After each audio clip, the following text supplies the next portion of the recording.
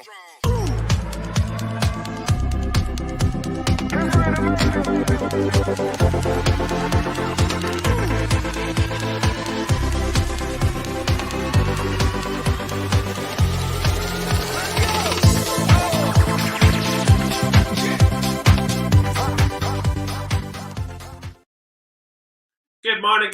morning, Soul Man and Friends people. So we are here on this Friday morning for our last Soul Man surgery of the week with the amazing Susan Watson, and we're going to be speaking all about thought today. I can see Susan backstage because I'm like, I was telling her beforehand, I was like, guess what? We're doing something that you don't know about today. And she's like, just tell me. So I'm really interested to have our conversation today with Susan. So let's get started.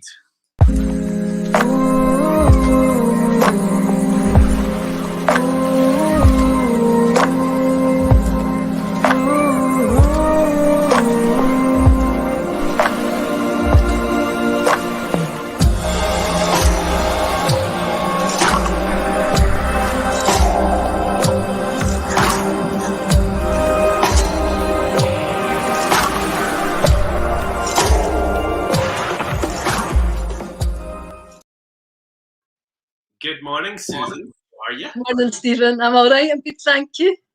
Brilliant. So it's a subject that you're you are very seasoned on. Let's just say. Well, we'll soon find out, eh? Exactly. Thought, the thinking process, all of that kind of stuff.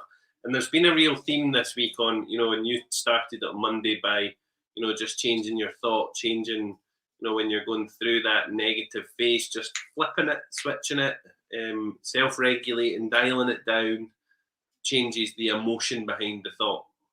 Yeah. And then we equally spoke to Kenny on Tuesday, who was all very much, the same thing. He's in a completely different industry from you, but everything is about your thought and your thinking and your how you're processing things. Because I would question you there, though, Stephen, because I actually think that the body is just as important as your thoughts. It's not all about thoughts. Most definitely, absolutely. But when your thinking's there, the body must follow. Would you agree? And the other way around, if you change how you move your body and how your body influences your thoughts and feelings. So it works both ways. Amazing. But I suppose it does link beautifully into what Kenny's saying, because Kenny was saying on Tuesday there that when you move and when you actually just physically do things, it then changes what's going on up here. And when you change here, it changes what's going on down here. So I suppose it's exactly the same thing. You're bobbing between the two, aren't you? Yeah. And then we're speaking to James on Wednesday, who again was saying the same thing, interestingly. And then John yesterday talking about the aura and how the aura is affected by our thought and our emotions. Yes, that's a reflection of what's going on internally. Yeah, and how our thinking affects the body affects the aura affects the soul. Everything's all interconnected. So I have to say before you start, to anyone who's watching this, I have no idea what I was getting brought on here for today. So Stephen's hijacking me. Put me on the spot. So all that good thinking about thought, right? Right. I wanted to ask what your opinion was on an afterlife. Well, I've got an open mind. Uh-huh. I'm not saying I believe in an afterlife, but I'm not saying I don't believe in it either.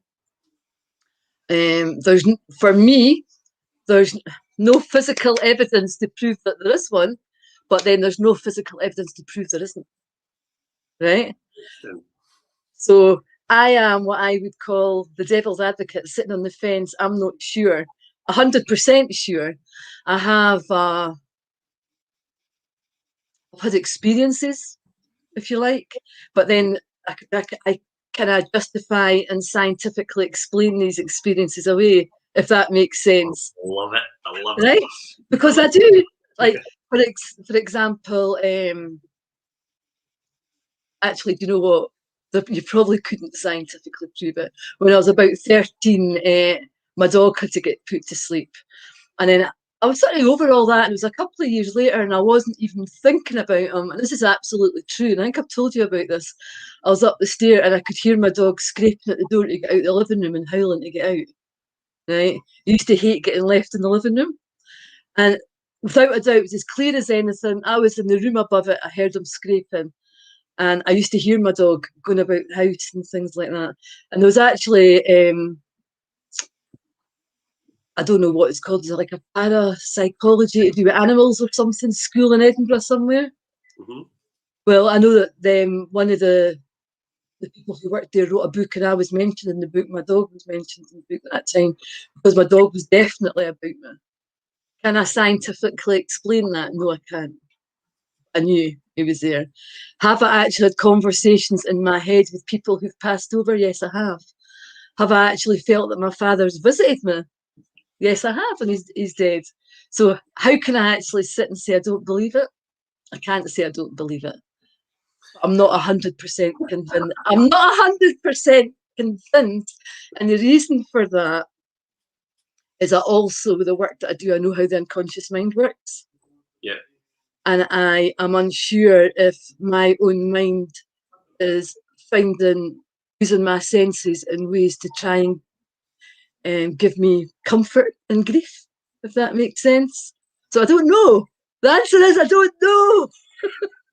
So then it leads me to my question for you, and I know you're going to come off of this today, and you're going to be like, "See you wee dickhead."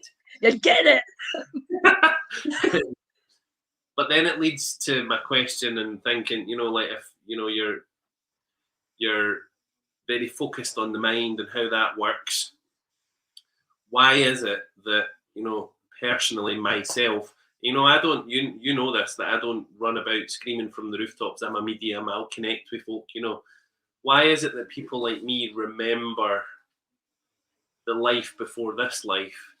Why is it that people like me can connect with a soul with evidence-based mediumship? And because I present as if I was to look at the medical terms of how I would be perceived, or what's the word, analyzed, it would be that I have some form of psychosis, or that I am schizophrenic because I hear and see things that other people don't. I wouldn't agree with that. I would say that hearing voices and noises and things like that are one of the symptoms of people with psychosis and schizophrenic. It doesn't give you a diagnosis of it. So therefore, just because you can hear voices or noises or auditory things does not instantly put you in the box of having a psychosis or schizophrenia. How you're asking me to explain to you why people like you are. How do I know? What superpower have I got? Do I believe it? Do I believe it? Because that's something different. Because if I think it didn't exist, therefore, would that mean that I don't believe that you're telling me the truth? Because if it doesn't exist, therefore you're not telling me the truth. Does that make sense? Yeah. Well, I actually don't think that. I actually think you do tell the truth. And I would say that in particular, and when I first started coming to the shop, I used to always say, yeah, I'm not quite a believer, Stephen. I'm sort of on that fence. I'm getting the feel of it. I always told you that. But that time we'd done the bod. I mean, you came out of that and gave me that message. There's not anyone on this earth, no one would have known to say that. But you gave me a message could only clearly have been from the person who gave you it. So that was a huge convincer for me, actually. A huge convincer. So I'm not going to tell anybody the message and what was said, Susan, but I am going to tell everybody what happened. So Susan has the bod machine, which is, what is the bod machine, Susan? Can you explain it? it's you put headphones on and you connect with a thought or a feeling or a pattern of behaviours that you've got in your life. And if you think that all of that's connected to a neural pathway in your brain, you actually tune a frequency. You start to feel that frequency in that place in your body, and then we can disrupt it. And it's a auditory signal that goes through you and actually disrupts the old patterns in your brain. And Stephen got that. I did not expect what happened to happen though. So, my not even my belief, but my knowing of the spirit world, it's something that I know exactly where I'm going when my physical body perishes. I know exactly what it feels like and what it looks like, but I've not experienced it for a long time. And Susan and I had that, and with the intention of me dealing with some of the things that had affected me in my childhood, right? So puts this bloody thing on, expecting to have a transformative experience with trauma from my early days, and no, it transported me to the spirit world, and I was standing in what I can only describe to people that are watching this as this place of love that's all around us and surrounds us, and it's everybody that we love and know is there. And one of Susan's relatives came forward, and at first I was a wee bit angry because I was like, "What are you doing here? Like, no, this is my therapy." I wasn't angry. I was just confused, I suppose. And then they gave me a message to give to Susan, and I was like, right, okay, I'll pass on your message. Leave me alone now. I want to get on with my therapy. And then I was seeing my granny and my granddad, and I'm like, will you go away? I'm trying to work on this.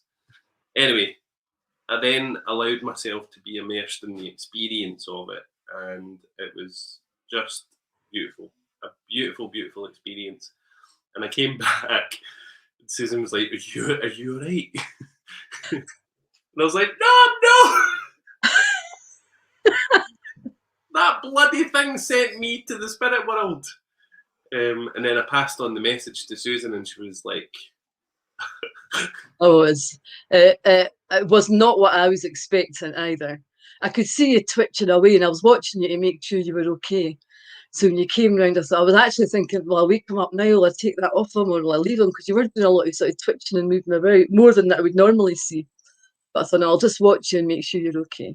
And then when it was time, you were evidently feeling a lot of emotion. Yeah. And then when you told me that message, I got emotional, and we both all emotional.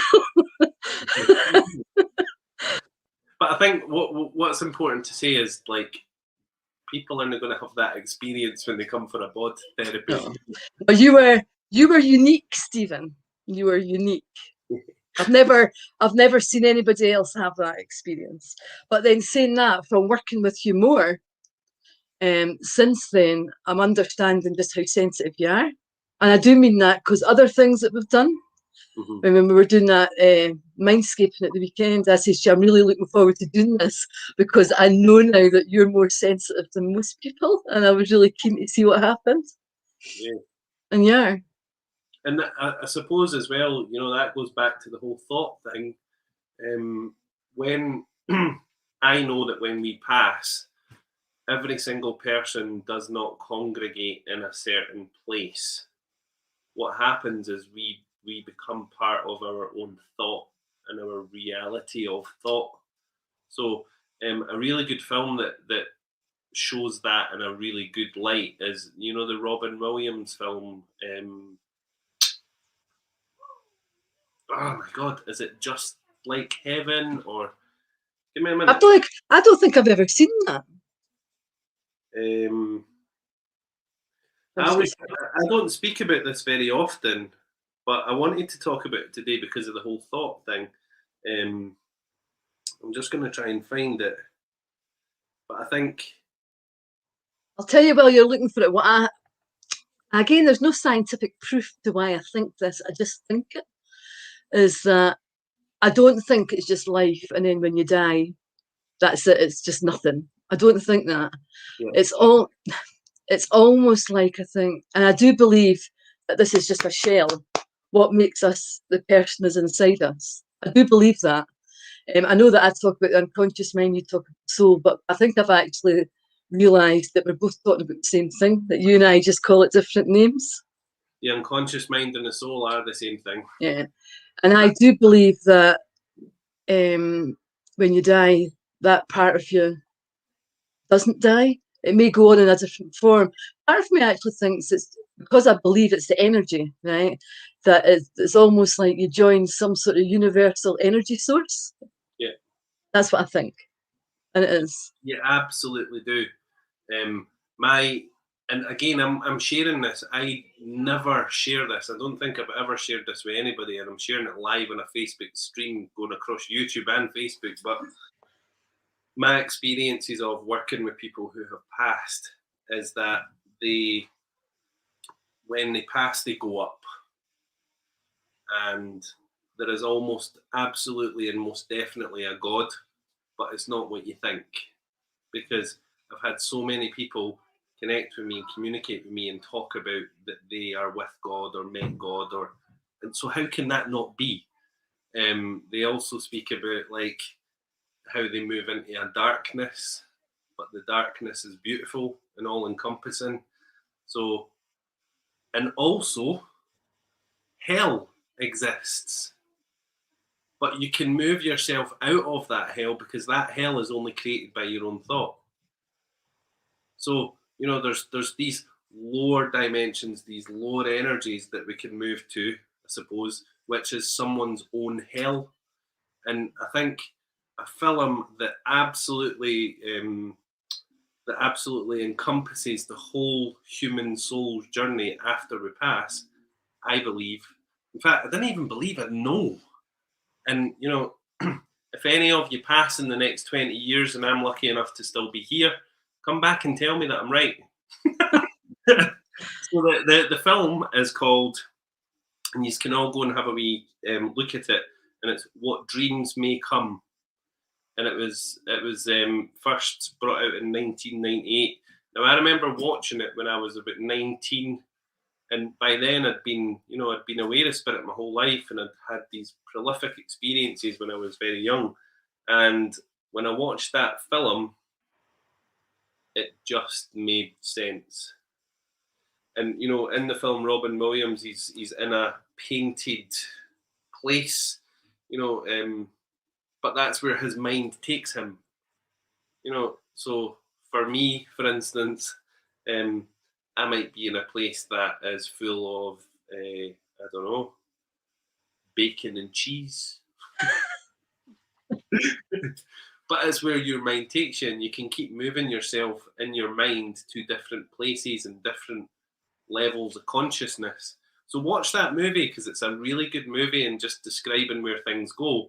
But if you take it to this world, it really makes me think, because we are physical beings, we've got atoms, we've got all of these things that are happening around us. Our thought works exactly the same way in this life. It just happens slower because we've got all the physical things around us, and our energy vibrates at a much lower rate. Whereas when we pass, we didn't have all of this shite around us that's vibrating so slowly. It can happen quickly. Does that make sense, or am I talking shite? No, it makes sense what you're saying. But I don't know if I believe it. Susan, see when you die, come back and tell me, right? I promise you. I will. Well, hopefully a few more years left in this, Steve. We might go at the same time, you never know. Do you know what? I'm just very open-minded about it. I can't commit to anything. And that's the way I'd put it. I can't commit, but I'm open-minded. Yeah, absolutely. I suppose everybody watching this will take whatever their truth is from it. We'll all have our own thoughts and beliefs and things and that around it. I'm certainly not closed to it. I would say that. There's definitely open-minded. but I can't say I really believe, if that makes sense. I'm not at the convinced believing stage yet. Yeah. I'm telling the truth, eh? That's the truth. No, that's good though, to be really honest, you know, and I'm never there to like force anything down anybody's throat and say you must believe. No. You know, but I think never criticise any or condemn other people's beliefs because everybody's entitled to that. And I just don't know. That's the point. I just don't know.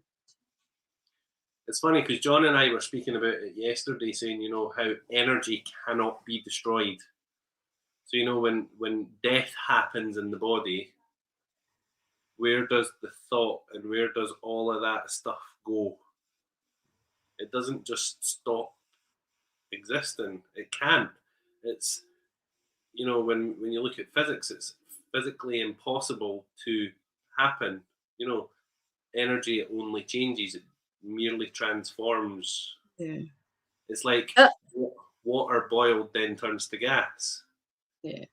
No, I get that. I do. And that was one of the things that probably pushed me onto the path to be more open minded, was actually seeing that somebody that I loved that had died, had passed away. And it was actually realizing that what was in front of us was just a body, and what made them was just no longer there. They had moved on to something else. Mm-hmm. And that actually gave me a lot of peace, a lot of reassurance and comfort, actually. It gave me comfort to think that. So I don't know what I am. I don't know what I believe and what I don't believe, actually. I want to share a really cool story with you. Right. Just because we're on the subject, so we might as well keep going with it. So yeah, and I want to know your thought on it. Right. Okay. So I was 15, I think, maybe just a little bit younger, and I was sleeping in bed, and I was woken up maybe about 3 o'clock in the morning by a lady standing beside my bed, but she was physically shaking me, right? Stephen, you need to go and wake your mum. And I was like, who are you? Like, you know when you come out of a dream and you're like really, or come out of sleep and you're disorientated and you're just like, who the hell are you?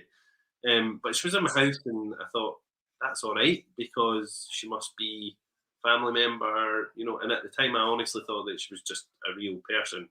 I don't know what I thought, I suppose, at the time. So she's shaking me, telling me to go and wake up my mum.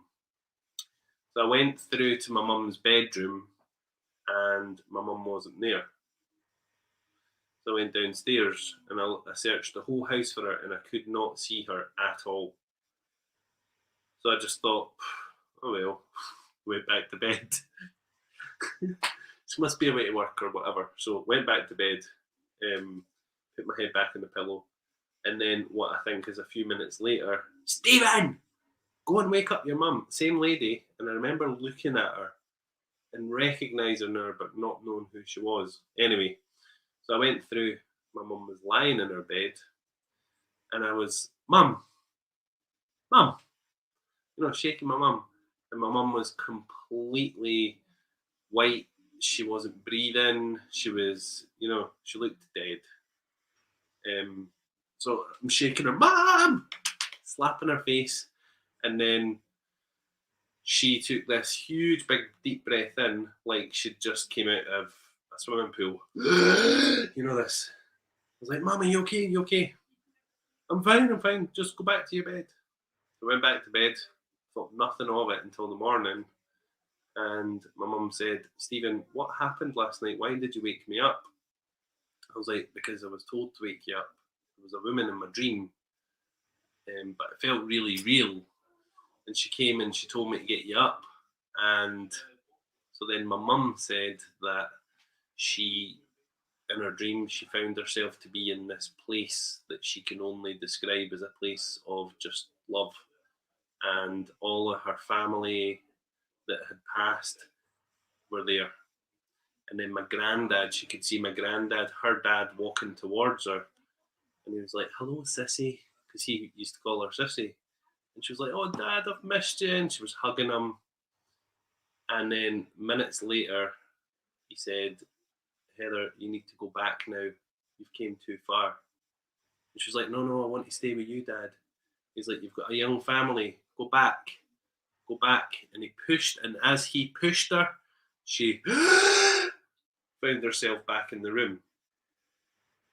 So that's two completely different experiences that match. But then, what makes it even spookier is we hadn't thought anything about it. And my granny, before she passed, maybe 3 months before she passed, she hadn't seen a picture of her mum since she was 10 years old, because my granddad remarried, his new wife put all the photographs away, the photographs got lost.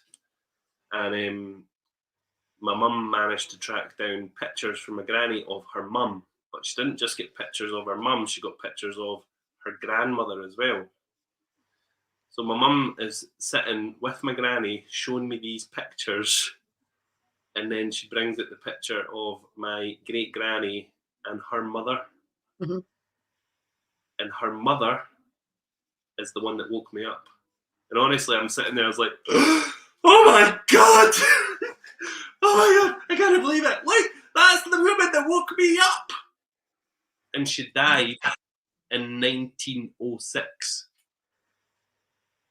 Well, there you are. I can't explain that. How can you expect me to explain that?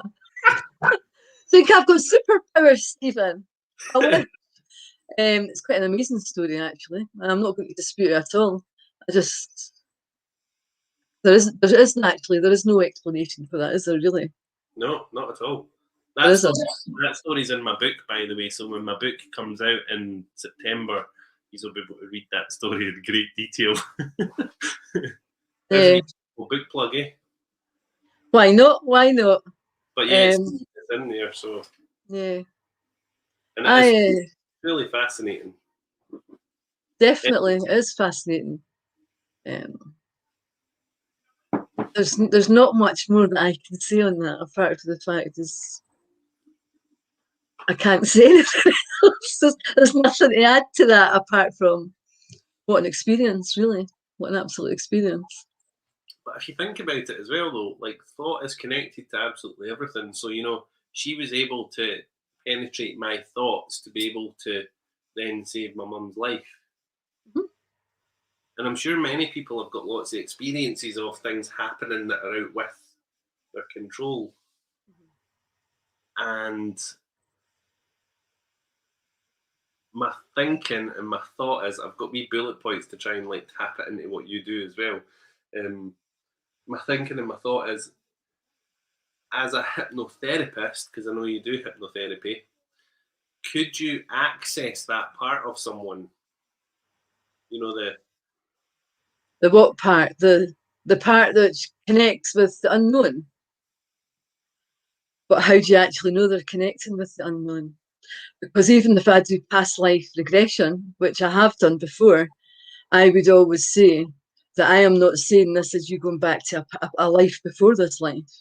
It could actually be a past life, as in a story and a lesson that you have experienced earlier in this life. Because I don't know. Because remember, your unconscious mind, from the minute you're conceived, your mind's starting to store up emotions, feelings, and all the rest of it. I don't know when we do past life regression if it is going back to a life before this life. Or I don't know if, because your mind works in dreams and metaphors and all these things, I don't know if it's sharing something else with you, that a lesson or some sort of healing it's doing for this life. I know it makes a difference. I just know that the mind can work neither way. And I don't have that knowledge to say that yes, it is definitely a past life, because it's the person I'm working with's experience, not my experience. So I don't know. Can you remind me, Susan? I don't know if you know, what percentage of our brain do we use? Something hardly, something like 5% or something, 7%. It's hardly anything. It's crazy though. Consciously, yeah. Yeah. And there's that whole theory of when the human soul dies, when physical death happens, where there's this weight loss. I don't know if you've ever heard of that, the 17 grams or 14 grams. You ever heard of it? No. No. No, I've not heard it. No. That's something that you could check out as well. But that was my question to you, though. Can we access the spirit world through hypnotherapy? And I suppose your answer to that is, I don't know. How long's a bit of string? I think actually I would say as well, I'm going to add a wee bit onto that, is I think the person that you're working with beliefs come into that and their sensitivity. I definitely see a difference of working with like the equivalent to myself, right? And working the results that I have with you and other people who have beliefs in afterlife and sensitivity to spirit, and I have worked with other people like that, and I can see there's definitely a difference in the results that we get from that. More intense, and a lot of more intense emotions come up. It's really fascinating, though, isn't it? I mean, there's no question about that there's a trend of anyone who has that spiritual belief you're talking about has far stronger emotions and feelings that come up in these sessions. Mm-hmm. And I've seen it with you anyway. I've seen it with you a few times too, and other people. Yeah. That's amazing. So there's definitely a sensitivity there to, you know, an openness to all your different senses are sending you. Yeah. And what's your I don't know if I want to go down this route of questioning because you'll hate me for it. I hate you already, Stephen. I wouldn't worry about it. 21 gram theory, that's it, yeah. What was that? Claire's saying there, yeah, it's the 21 gram theory. Right. So when the soul leaves the body, 21 grams. John and I were speaking about this yesterday and saying, at what point do you think the soul enters the body? And I suppose for you, you're just going to say, well, I didn't know. Well, I've got my own beliefs. I don't scientifically know, but I have my own beliefs. I'm not a religious person, right? But I actually believe that from conception. So the minute that blastocyst forms, I believe it's a life from that moment. Yeah. But do you know what? That's just my belief, and there's nothing to say that that's true. It's just what I believe. Mm-hmm. I don't know why, I just do. And I'm very conscious of the fact that I think a fetus in the womb, I mean, that's been scientifically proven anyway, that they can pick up the noises and emotions of the mother and the environment and all the rest of it. Mm-hmm. Because it's been, people can have trauma as an adult from experiences they've actually had at birth. Yeah. It's interesting though, because some people say the minute you're born, some people say it's from conception, some people say it's before conception. Well, I would say that's up to every individual. Do you know what? People are entitled to their own beliefs and feelings. I really know. The bottom line is, I cannot 100% put my hand on my heart and say I know. It's just my gut feeling, what I believe, eh? Yeah. I love that though. I love how the one thing that I love about you, Susan, is you've got a very open mind. You know, you're not the type of person that thinks that does not exist. No. You open your mind to every possibility, which is beautiful, isn't it? So thank you. I don't want to have a closed mind. I want to be open, but I would love to say I was a font of all knowledge. Unfortunately, I'm not. I'm like everybody else. I can just go with my own gut, my own feelings, my own beliefs, and other things that I learned really, and just trying to build up my own picture of it. But when it comes down to it, there's nothing solid that I can say, here's my proof. Mm-hmm. It's a nice relaxed surgery today though, because it's no like too much about you having to talk, is it? It's great. It's actually putting me on the spot. Sorry. No, it's fine, but it's yeah, I wasn't expecting this topic. I'm going to jump to some of the comments and we'll just see, because there's loads of people talking. Yeah. So Diana saying, I totally believe it's a past life you go back to. Jolly Jackie is saying, I've had 2 past life readings and been an Egyptian male wearing sandals and a farmer's wife with no shoes on, and many children only wear sandals in this life. Do you find that, Susan, that when people come for hypnotherapy, that they have these experiences that, you know, they're in these faraway places? I don't do a lot of past life regression. I stopped doing hypnosis for quite a while, but I've sort of started doing it again. And certainly there is a trend now that not all far away, some can be Edinburgh, but there seems to be connections between this life and that life. Certainly one that I've done most recently, there was the lessons that were learned in the past life about mistakes made in that life and the lessons learned that we take onto this life. They've actually introduced them into this life, and that is what a really strong value now that they have in this life, which connects to that. And also people they feel drawn to. Yeah, in the past life, they were actually living a life as that type of person.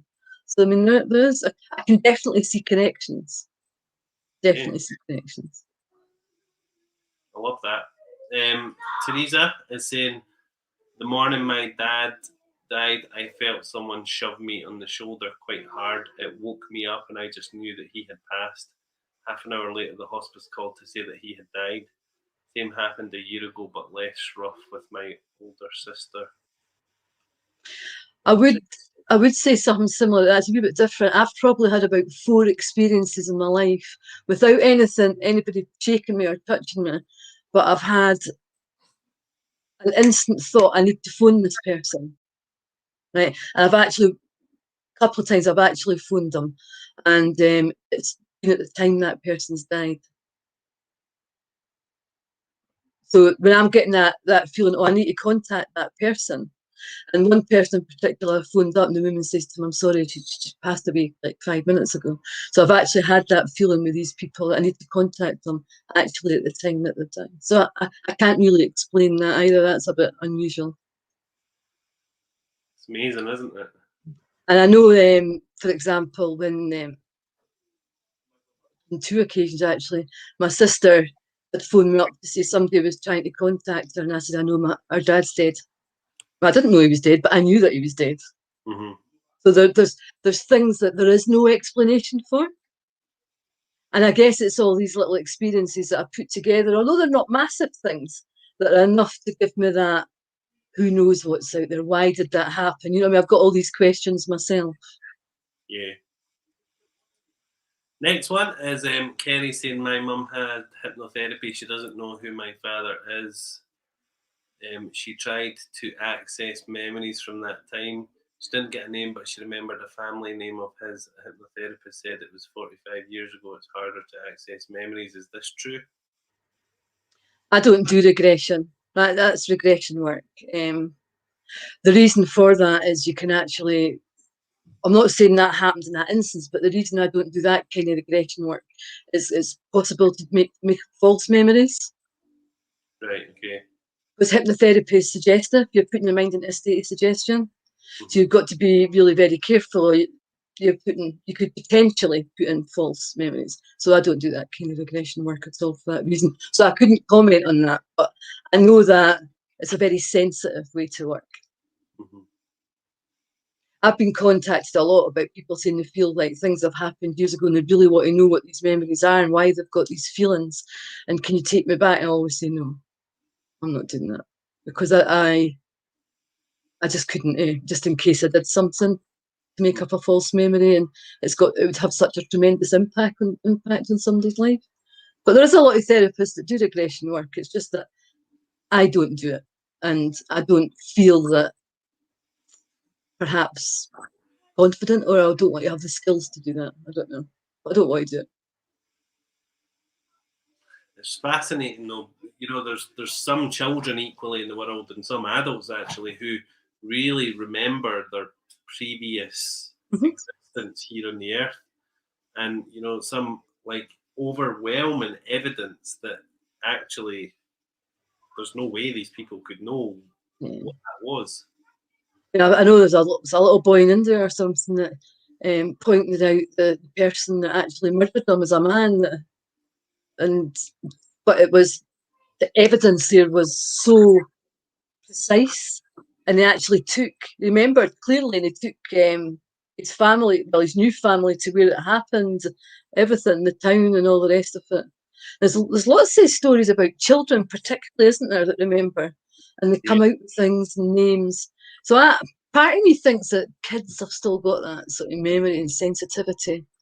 Perhaps it just, as we get older, it gets locked somewhere in here. We spoke about this yesterday as well with John, and actually saying how, see the aura when he is when he has children, when he's got children on the aura, because he does it with grandchildren, things like that.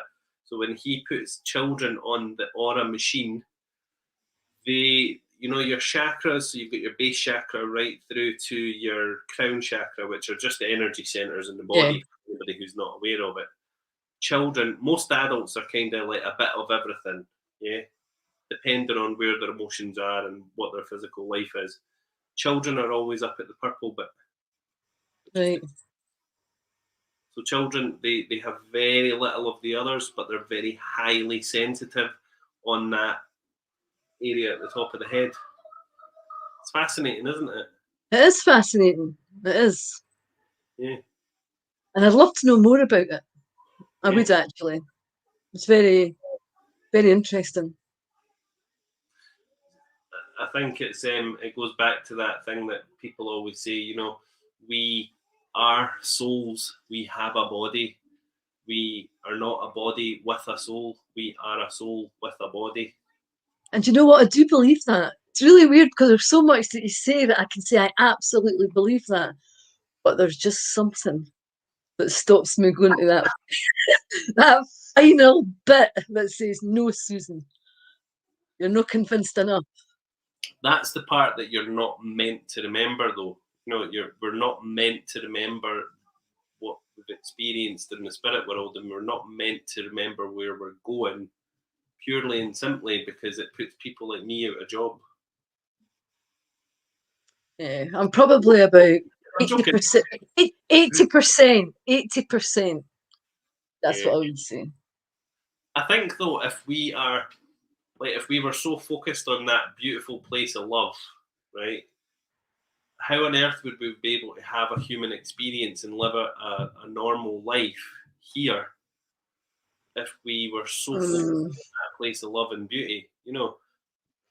I remember, like, I used to imagine, I'm saying imagine things, I used to see faces and feelings and all that as a child. Mm-hmm. And I can remember being about 7, and I can remember this clearly. And I can remember, even now when I think back, I think, what a strange thing for an adult to think, right? Well, for a child to think, when I look back now as an adult, I can remember sitting in the chair in my mum's living room and thinking that I was drowning. That I was awake, but I was actually thinking that I was drowning in the sea. And what I was experiencing was all the memories of my life before I died. Now, that's a really weird thing for a young child to think, eh? That's super weird. But I can remember actually thinking that when I was 7, I'm actually drowning. And I used to have another dream where I was in a hut. Like, I'm talking about as a wee child. I don't know, it was almost like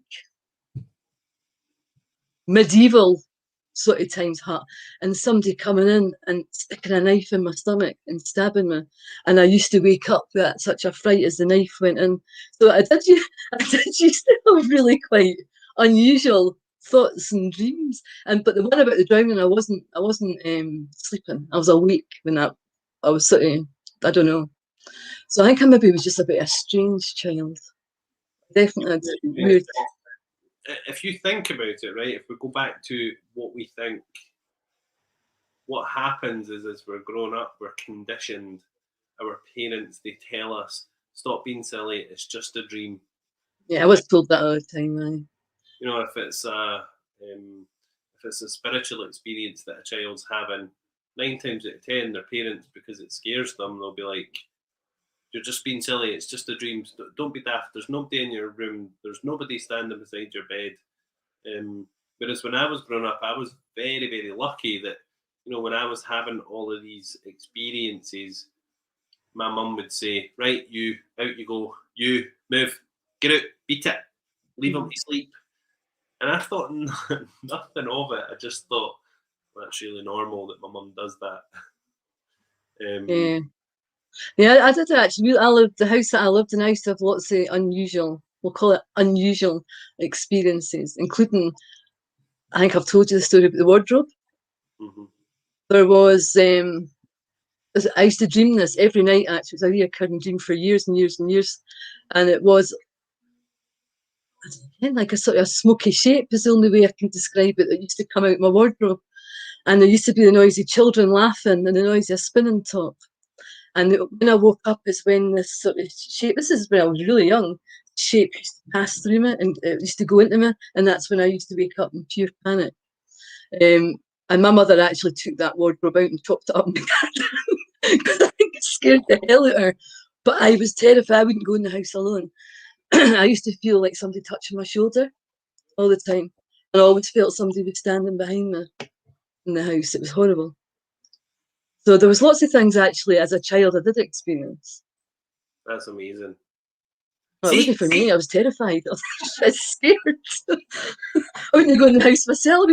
You're talking about 13. I still needed somebody to turn me up to the toilet because this person was up there waiting for me all the time. I used to feel them. I used to always think it was an old man. I did. I was like an old man. I can always remember running in the bath as a teenager and I just felt the hand on my shoulder and I thought, that's it. I can't stand it. If you think, though, 99% of our population here on Earth have these experiences as children, and then as they grow into adults, they put it down to, you know, being afraid of the dark and all of these silly things. But actually, see if we just accepted it for what it is and just said, you know, that's fine. We would be a much more sensitive race. You know what? I think there's an element of truth about what you're saying, because if I was to have embraced that and thought that was something else as a child, my view of the world would have been very different now. Yeah. I'd probably be talking and having exactly the same beliefs as you. But I definitely was terrified. I was told that it was my imagination. I was stupid. Just ignore it. It's this and that. And you do build that and sort of a protective wall around yourself as well. So I get that, and I do agree with that. And I think probably because of the things that I'm talking about that I did experience as a child, and because as an adult I've pushed that so far away, that's probably the 20% of belief that I don't have, because that's my thick wall of protection. Does that make sense? Absolutely. Yeah. I remember asking my mum, though, I said to my mum, because my mum never told me anything. She never shared anything with me on why I was experiencing all the stuff I experienced. And when my granddad passed, I was 13 years old at the time. And my sister and I found my granddad dead in his house. We found his body. And when we went into the house, he was lying on the couch, absolutely freezing cold. Rigor mortis had set in. It was quite a horrible image. My sister touched his leg and ran out the house screaming. And I sat there with his body, feeling this emptiness from him. You know, he wasn't there. It was so strange. My granddad was not there. But then I could feel his hands on my shoulders. And he said to me, Stephen, I want you to go phone the doctor.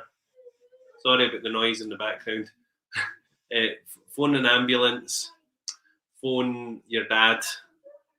And can you hear the noise in the background? Just bairns, just kids.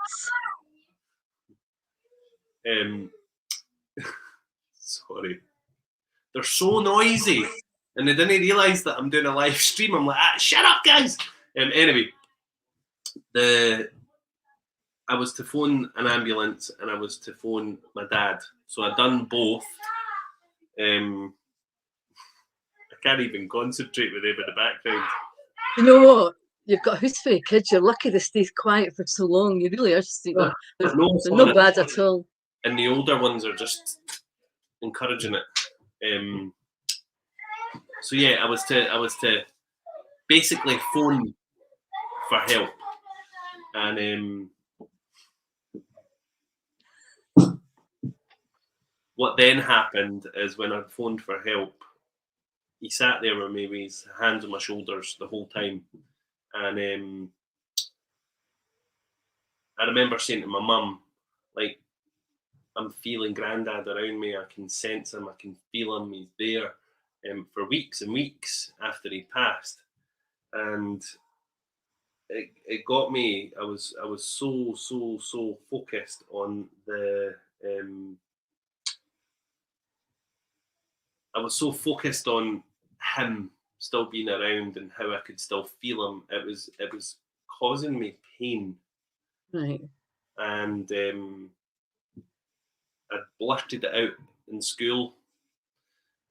Told the teacher what was going on, but equally when I was on the phone to the call handler in the ambulance service, I'd said to them, my granddad's dead, and she was like, well, how's your granddad dead? How do you know that?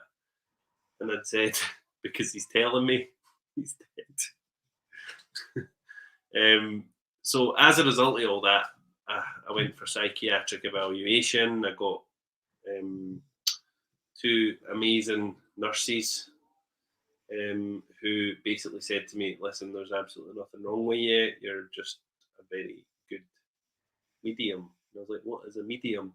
So anyway, spoke to my mum, and I suppose at the time I was really lucky because I could have been medicated or put in a mental hospital, Susan, you know. I would say it's also, again, this isn't, I'm not talking about you, but other people might experience things like that when they're going through tremendous grief. Yeah. I think the thing for me though is I was seeing my granddad and I was able to touch him. Yeah. I was physically able to touch him and feel him, which I suppose is something that's really different, isn't it? Yeah. Yeah. So then when I spoke to my mum, I'd said to my mum, I was like, you know, this is what they said, blah, blah, blah. And at that time, I was just old enough to be able to speak to them myself. Anyway, my mum was like, okay. And she explained everything to me because she had been away with spirit her whole life as well. And I'm like, why did you not tell me, mum? And she said, because I didn't want to fill your mind with my beliefs. Yeah. So I just let you experience things how you experience them. And I think she's right, because you've got to, you can have, say you've got a room of 10 people that are mediums, they'll all have their own experiences in different ways, because is that not right? Some people might hear, some people might see, might sense. Yeah. I get that, but that's a tough time for you as a young boy, really. Yeah. So sorry I didn't explain that properly. I was just so. No, you did. You did explain it, Stephen, and I would imagine that. Well, apart from that, even just the loss of your granddad and finding him and things like that, going through all that at the hospital and all different things. Yeah. That's quite a journey for you yourself to go through. Yeah, I remember being, you know, my earliest childhood memories. I don't ever remember not being able to sense and feel and see the world that everybody else can't. And I find, honestly, even now, I find it absolutely fascinating. I'm dumbstruck why other people cannot sense the stuff that I sense and see and feel. You know, and I don't ever put that onto people either, you know, and you'll know that yourself, Susan. I don't ever say to someone, oh, I'm seeing your mother standing there beside you. No. Unless that person's seeking that. But if I'm at work and someone could be standing at the till and I'm like, oh my God, your mum's standing there, you know, I would never say that to them. But I'm always so surprised why someone cannot feel the shoulder of that person that they love. They cannot feel the hand on the shoulder, or they cannot feel the brushing of the the hand across the forehead, or it just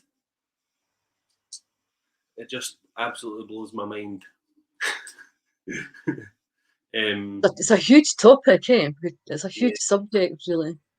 And honestly, my earliest childhood memory is of me lying in my cot and lots of people are around me, and I know that these people are not living people.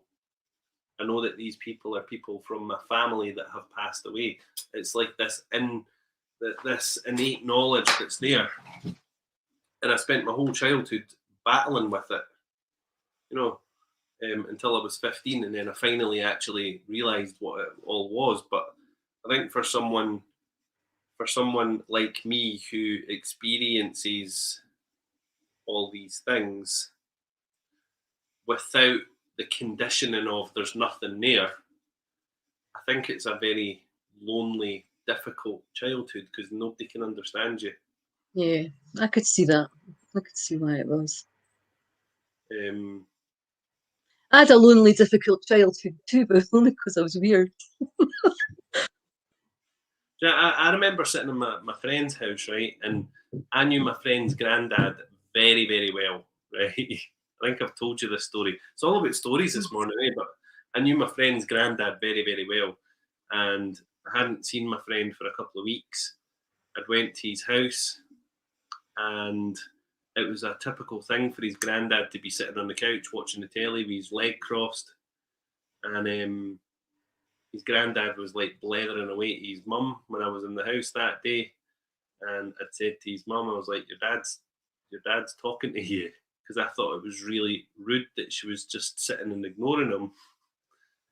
And she got up, she went through to the kitchen, she called him through, and she said, can you tell Stephen to leave, he needs to go home. And my friend said, my mum wants you to go, and I was like, why? What have I to go for? And he was like, you just need to go. I don't know what it was.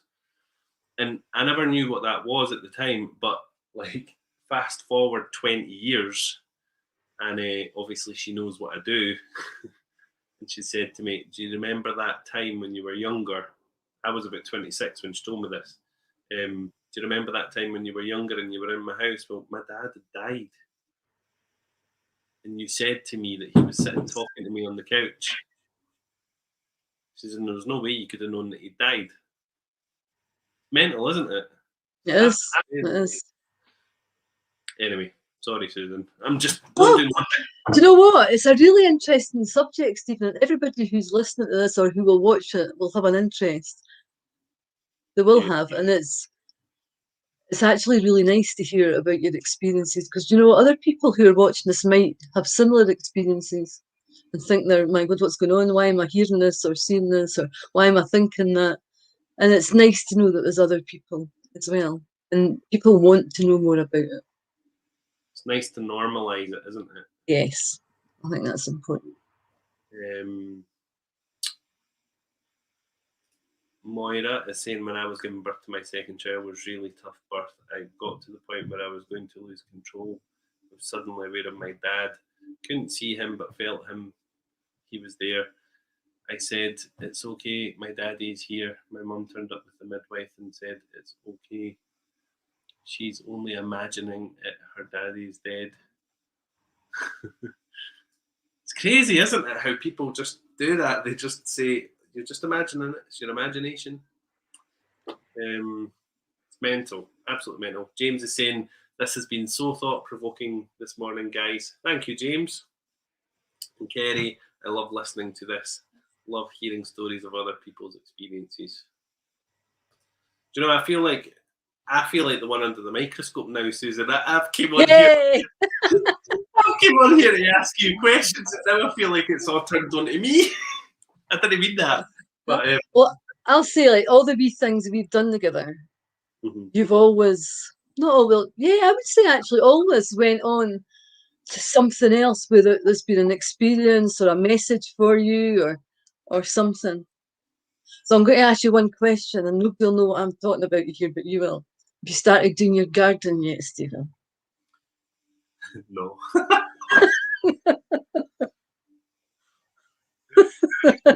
means my outdoor garden, by the way. She doesn't mean my man garden. No. She doesn't mean my wet noodle. No.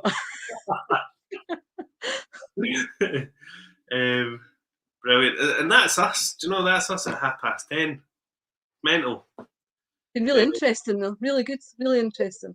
Susan, thank you for being the devil's advocate, though, and giving us the whole, like, here's the science. And it's so interesting because there is so many, like, the work that we do, right? I work with doctors, psychologists, nurses, who are all in the field of medicine, and they all have experiences that they cannot explain, that science cannot explain. And I agree with you, and I don't think science can explain anything. And you know what? The biggest part of me is definitely leaning towards everything you say. There's just a wee bit, I don't know if it's fear, I don't know what it is. It just stops me going that full distance, that's all. Yeah. Claire's here as well. Claire will tell you, right? See, nurses, we get loads of nurses in the shop, and they are the most intuitive people on the planet because they're caring and they're giving. Yeah. And that's an amazing conduit for someone's soul to be able to come through, you know? So, of course, nurses are going to see and sense things that other people don't because they've got that natural empathy that's this beautiful platform for the spirit world to work with. Wouldn't you agree? I do agree. Yeah, she agrees. No, I do agree. Absolutely. It's amazing. I always say that, you know, when I die, I don't want a dickhead. You know, so it's true because, you know, if when I die, I want someone who's going to be able to give a message of love and kindness to the people that I love. I'm not going to go to someone who's more interested in their own ego or their own personal gain. You know, I want someone who's going to be able to deliver that message across in a way that's kind and genuine and loving and caring. And that's the job of a medium, is to be that bridge, that go-between, that person who works in that place of intuition and love and light and kindness. I think there's got to be a sensitivity. I think I told you, I know we're running out of time, I should be going away now, but I know that I went to a reading once, and I think I told you that I was told that there was somebody that I cared about, that the person doing the reading says to me that this person was going to die, and it was my parent.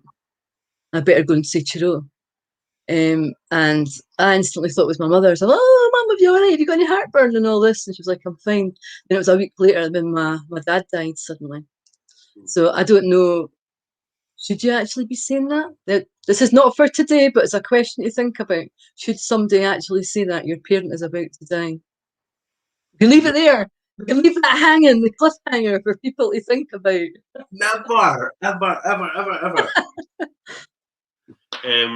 It's so true. It's something that should not be said, but then again, we can talk about that another day. Yeah.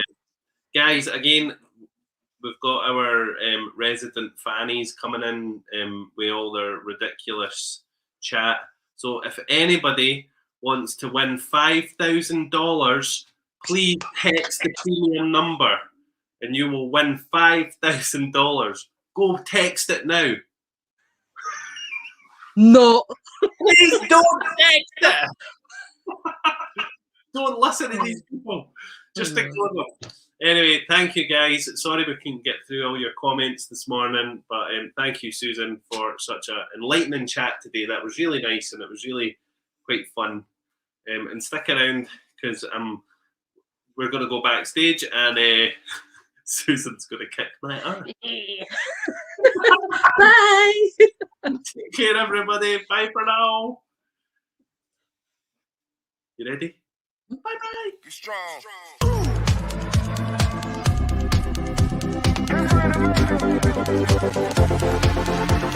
strong.